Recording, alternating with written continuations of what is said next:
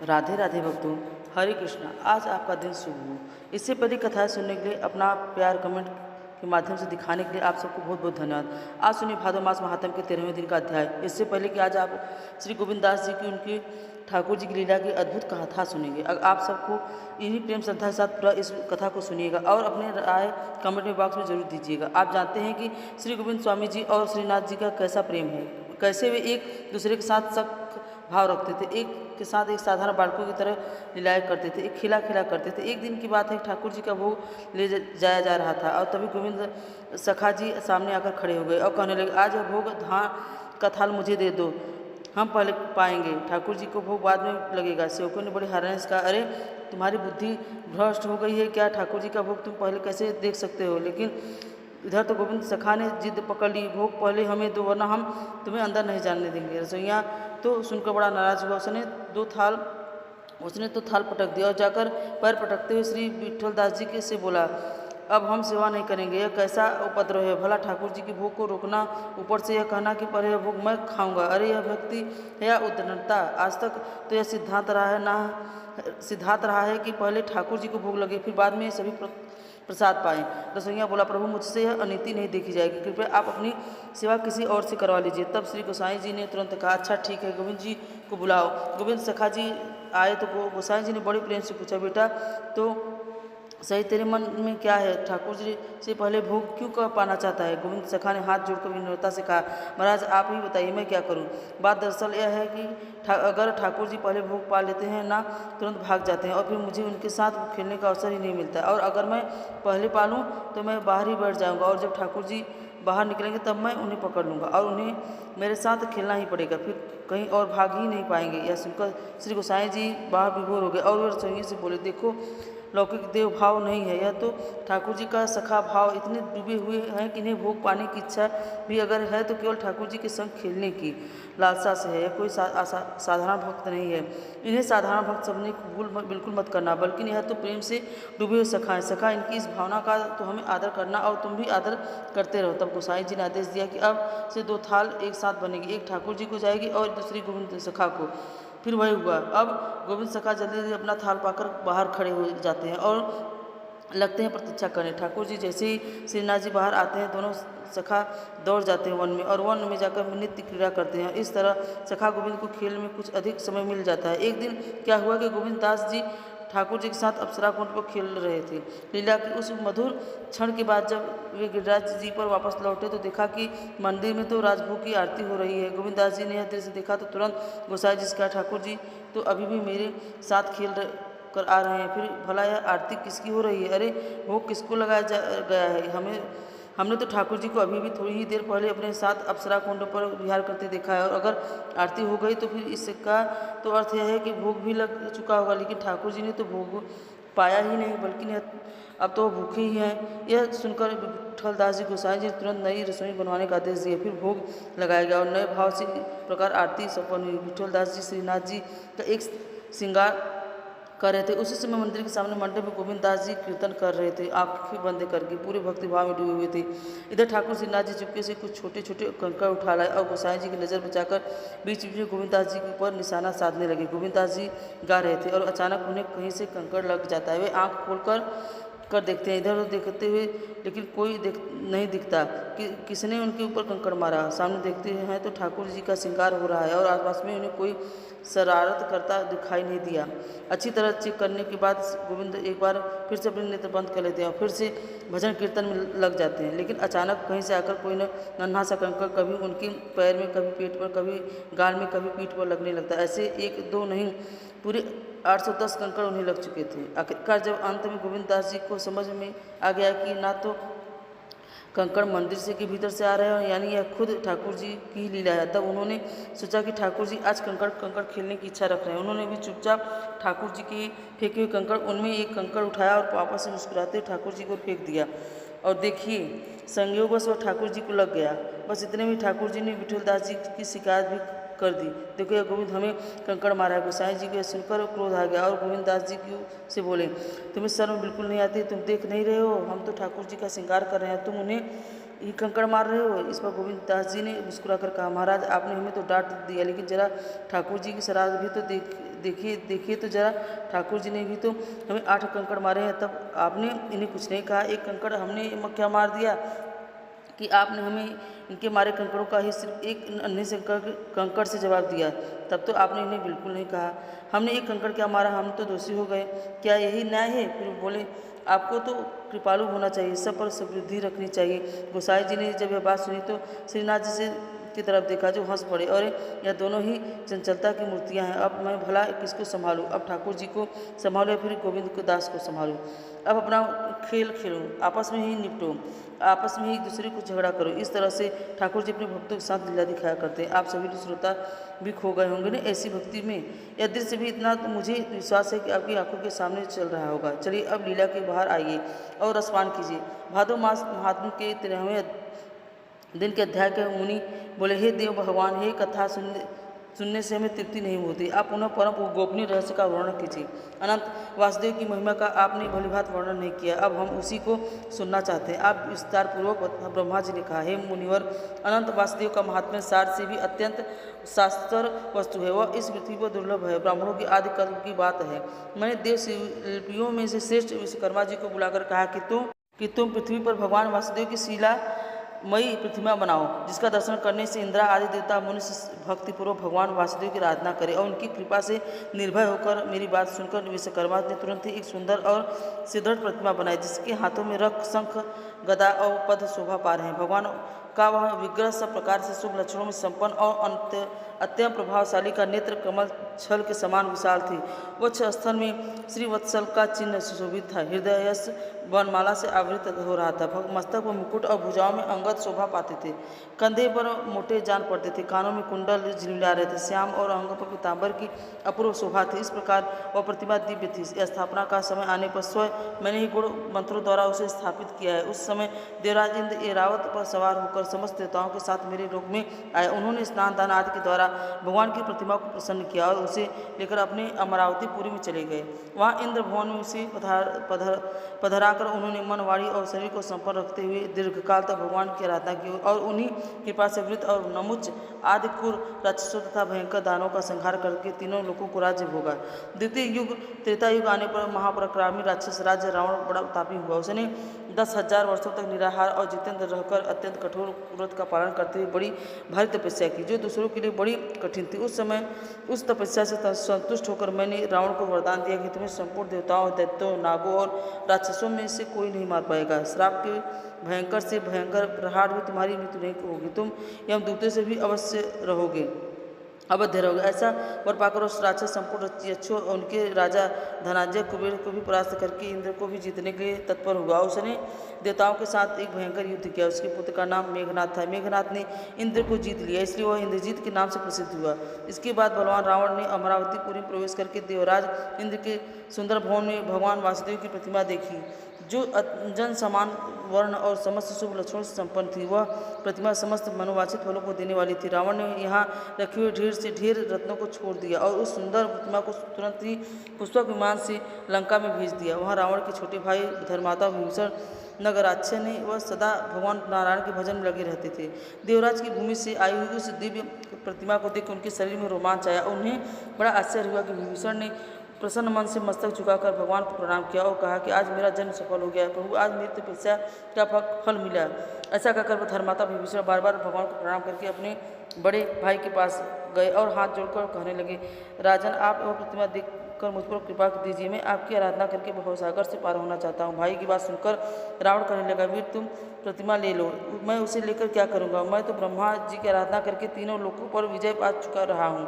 विभीषण बड़े विद्वान थे। उन्होंने कल्याणमयी प्रतिमा ले ली और उनके द्वारा 108 वर्षों तक भगवान विष्णु की आराधना की। इससे उन्होंने अणिमा आदि 8 सिद्धियों के साथ अजर अमर रहने का वरदान प्राप्त किया। रावण बड़ा पापी और क्रूर राक्षस था। उसने देवता, गंधर्व, किन्नर, लोकपाल, मनुष्य, मुनि और सिद्धों को भी युद्ध में जीतकर उनकी पत्नियों को हर लिया और लंका नगरी में लाकर रखा। फिर सीता जी के लिए मोहित होकर उसने उनको भी हर लाने का प्रयास किया। श्री राम के सम्मुख जाने पर उसे भय लगता था, इसलिए मारीच को सोने के मृग के रूप में भेजकर उन्हें आश्रम से दूर हटा दिया और सीता जी को अकेली पाकर हटा लिया।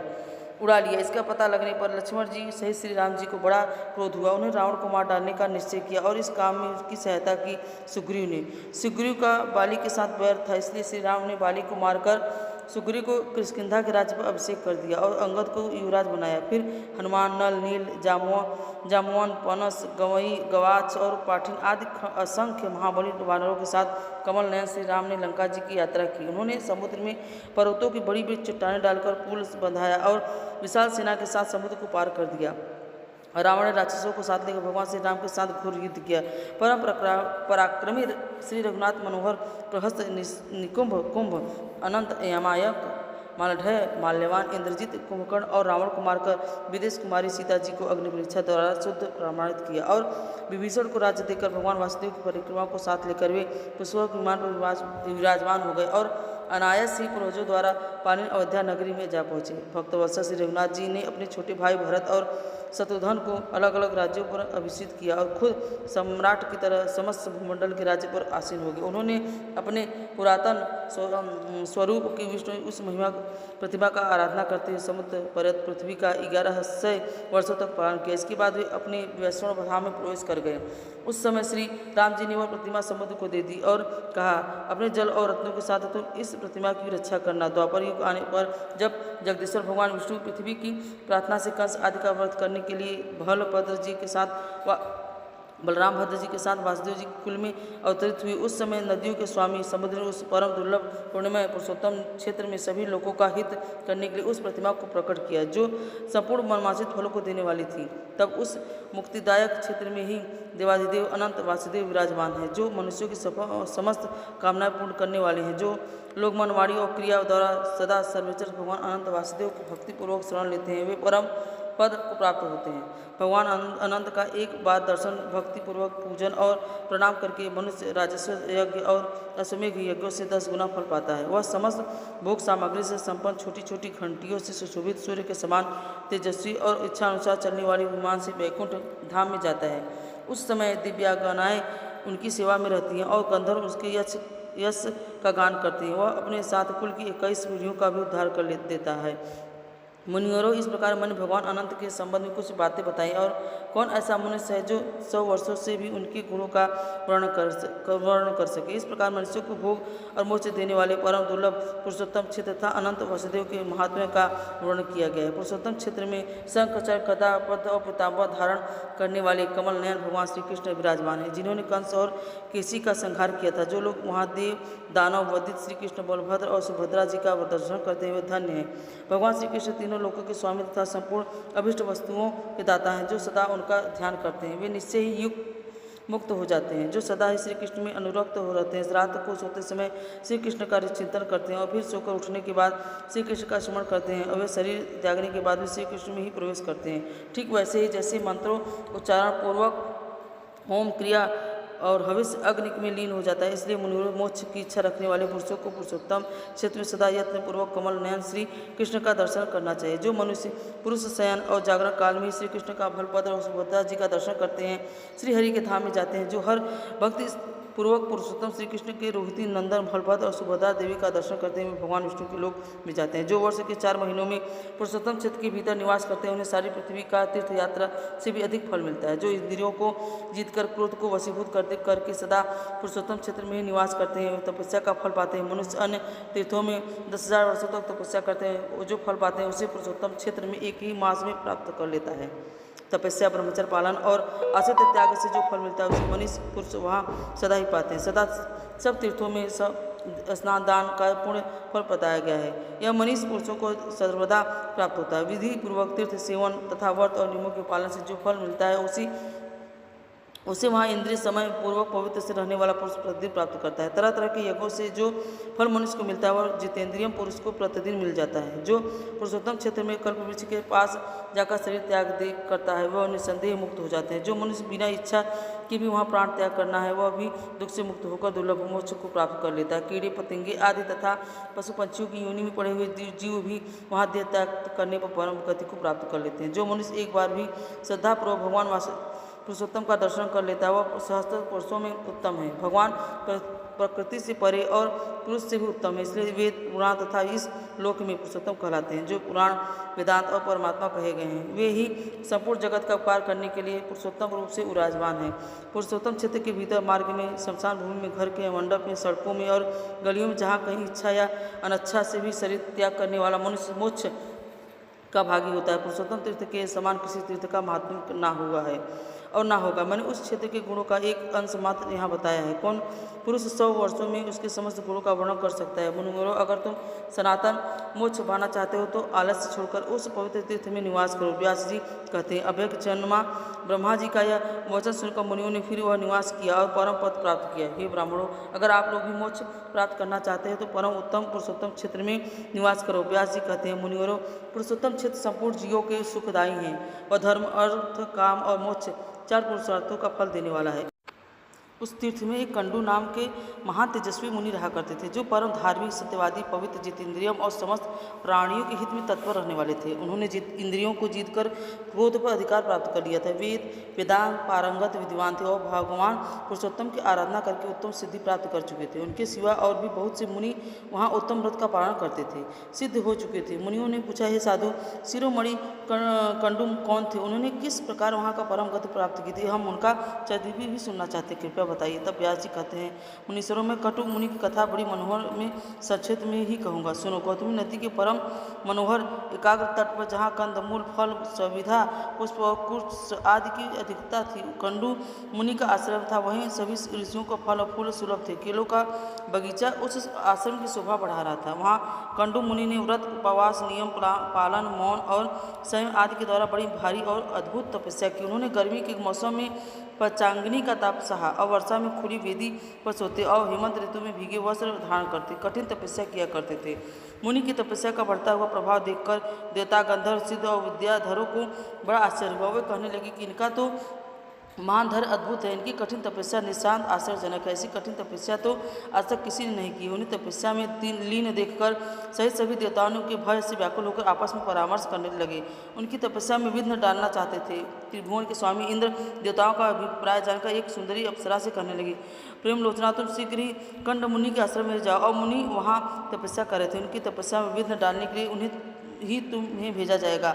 सुंदरी, तुम जल्दी जाकर उन्हें मन में शोभ उत्पन्न कर दो। तब प्रमलोचना कहने लगी, सुरश्रेष्ठ, मैं तो सदा ही आपकी आज्ञा का पालन करती हूँ, किंतु इस कार्य में तो मेरा जीवन संदेह है। मैं मुनिवर कंडू से बहुत डरती हूँ। वे ब्रह्मचर्य व्रत के पालन में स्थित हैं, अत्यंत उग्र हैं और उनसे भी बढ़कर उनकी तपस्या बहुत तीव्र है। वे अग्नि और सूर्य के समान तेजस्वी हैं। मुझे अपनी तपस्या में विघ्न डालने वाली आई हुई जानकर परम तेजस्वी कंडमुनि क्रोधित हो उठेंगे और मुझे श्राप दे डालेंगे। यह सुनकर देवराज इंद्र ने कहा, सुंदरी, मैं कामदेव, ऋतुराज और बसंत और दक्षिण समीर को तुम्हारी सहायता में देता हूँ। इनके सब के साथ उस स्थान पर जाओ जहाँ वे महामुनि रहते हैं। इंद्र का यह कथन सुनकर मनोहर नेत्रों वाली प्रमोलोचना कामदेव आदि के साथ आकाश मार्ग में कंडू मुनि के आश्रम में गई। वहाँ पहुँचकर उसने बहुत सुंदर वन देखा।